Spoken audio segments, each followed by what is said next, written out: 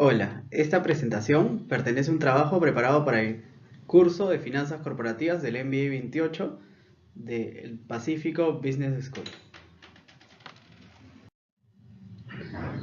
El tema es la estructura de capital. Las empresas buscan maximizar sus ganancias y para lograrlo deben encontrar el balance adecuado entre la deuda que van a adquirir y el capital propio.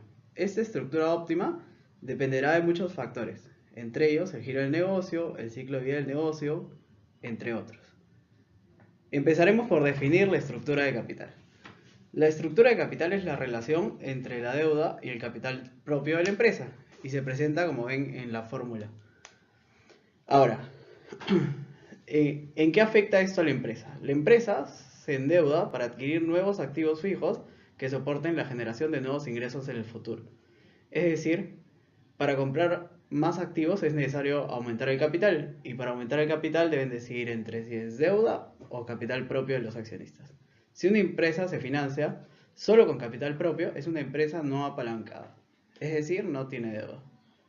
El grado de apalancamiento está en relación a la proporción de deuda utilizada. La estructura de capital óptima será aquella que minimice el costo de los recursos y maximice el valor de la empresa. Existen 4 factores que influyen sobre las decisiones de estructura de capital. Dentro de estos 4 factores están el riesgo del negocio. Si no usaras deuda, mientras más alto sea el riesgo del negocio, más baja será su razón óptima de endeudamiento. Su posición fiscal. El interés es deducible de impuestos y esto baja el costo real de la deuda. Si la empresa arrastra pérdidas, un nuevo endeudamiento no será ventajoso.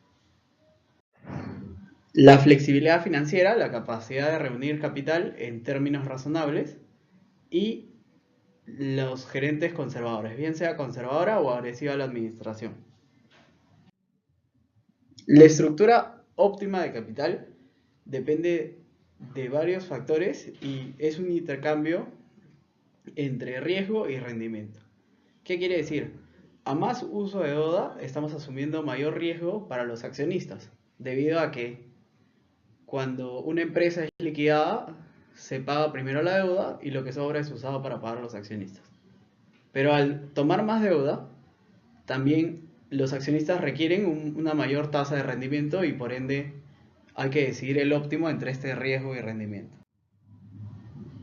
Para determinar la estructura óptima, existen varios conceptos que nos ayudan en el camino. Por ejemplo, los beneficios fiscales, que ya los habíamos comentado, que es que los intereses hacen que paguemos menos impuestos debido al escudo tributario que generan. Pero siempre hay que tomar en cuenta que hay la posibilidad de bancarrota y en caso de bancarrota hay incapacidad de cumplir con las obligaciones relacionadas al riesgo comercial y financiero. Y habíamos comentado que la deuda se paga antes que el capital propio, por lo cual los accionistas son los que asumen este riesgo. También existe el riesgo comercial, que bueno, habíamos comentado que es cuando la empresa no puede cubrir sus costos operativos y cuando mayor es el apalancamiento hay más riesgo de no pagar los costos operativos debido al costo de los intereses. Existe también la estabilidad de los ingresos. Eso quiere decir que si es que el negocio tiene ciclicidad o puntos picos de demanda o picos de precios o depende demasiado del precio del producto, puede generar mucha volatilidad de los ingresos y por ende pueden existir momentos en los que no sea capaz de pagar los intereses. Y también la estabilidad de costos.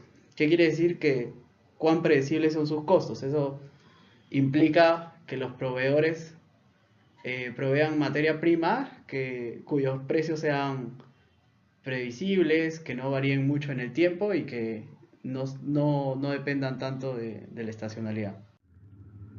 Con todo lo comentado entonces, ¿cuál sería la estructura de capital óptima? Bueno, a modo de resumen, veremos de nuevo todos los factores comentados para ver cómo influyen en la estructura.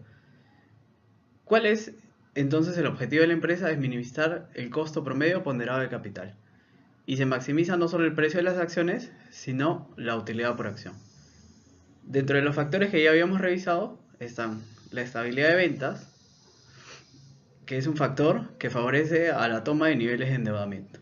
la estructura del activo, en donde las empresas cuyos activos son adecuados como garantía de préstamo tienden a endeudarse mucho y pueden asumir por ende mayor riesgo. El apalancamiento operativo, donde las empresas con menos apalancamiento aprovechan mejor, ya que su riesgo del negocio es menor. La empresa podrá afrontar en mejores condiciones cambios en los ingresos. La tasa de crecimiento de la empresa. Las empresas con crecimiento más rápido terminan apalancándose más y por ende enfrentan mayor incertidumbre. El capital externo contribuye a ese crecimiento explosivo de las ventas. La rentabilidad. Las empresas con altas tasas de rendimiento sobre la inversión se endeudan poco, se financian con capital propio, debido a que no necesitan el empuje de la deuda para obtener mayor rendimiento. Los impuestos. La tasa tributaria, como habíamos comentado, de los escudos fiscales. Mientras mayor sea la tasa, mayor beneficio en tomar deuda.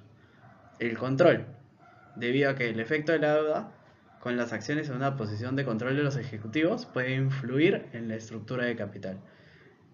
Y además, la actitud de los ejecutivos, en donde existen ejecutivos más pro deuda y algunos que son más cautos y deciden tomar menos. Además, existen otros factores externos a la empresa que influyen en la estructura óptima, los cuales son las actitudes de los bancos y calificadoras de riesgo en el sentido de cuán fácil es para la empresa tomar un préstamo y cuáles son las condiciones del mismo. Las condiciones del mercado en el sentido de las tasas de interés, mientras menores sean las tasas de interés, existe un mejor uso de la deuda para la empresa. La situación interna de la empresa que engloba todos los factores ya comentados, la flexibilidad financiera en cuanto una empresa, por mucho que quiera endeudarse, si está ya muy apalancada es muy difícil de que pueda endeudarse más, y el valor del escudo tributario que habíamos comentado que dependía de la tasa del impuesto a la renta y cuán beneficioso era para nosotros tomar deuda. Eso es todo, espero que haya sido de utilidad la presentación. No te olvides de dejarnos un like y gracias por toda tu atención. Hasta la próxima.